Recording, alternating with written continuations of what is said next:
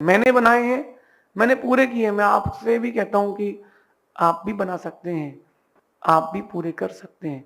Not a very big deal. चाय बेचने वाला प्रधानमंत्री बन सकता है, गाय चराने वाला जब मुख्यमंत्री बन सकता है, तो आपके पास तो बहुत बड़ा बेस है। उसके पास तो कोई बेस ही नहीं था, तो आपके पास बहुत बड़ा बेस है। बेस बनाओ, टारगेट बनाओ, उस टारगेट की हर दिन एक पूर्ति करो। हर दिन बहुत बड़े टारगेट को तोड़ लो। माना कि आपने टारगेट बनाया कि मुझे 9 लाख रुपए महीना कमाना है। एक दिन का आया 30,000, यही आया ना?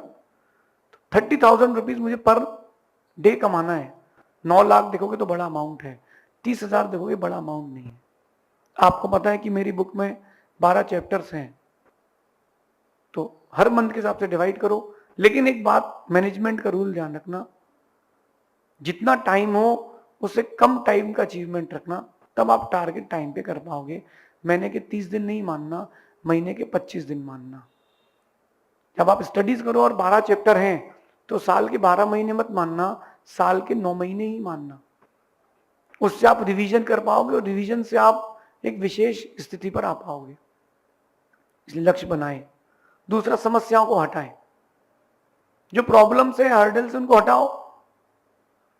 आप किसी रास्ते पर जा रहे हो और पूरे रास्ते पर कांटे बिछे हुए हैं, आप क्या करोगे? झाड़ू लगाओगे। मैं क्या करूंगा? जूते पहन के जाऊंगा। झाड़ू लगाने में समय बर्बाद नहीं करना, मैं तो लक्ष्य तक जाना है। समस्याओं को ऐसे हटाओ कि तुम्हारा समय नहीं जाए और उसमें तुम्हारा काम भी हो जाए। इसके लिए आपको थोड़ा एक्स्ट्रा एफर्ट तो करना पड़ेगा।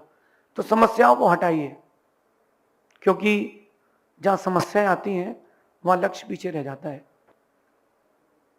कहते हैं कि अगर जूते के बाहर कंकड़ हो तो चल सकते हैं, और जूते के अंदर कंकड़ हो तो नहीं चल सकते।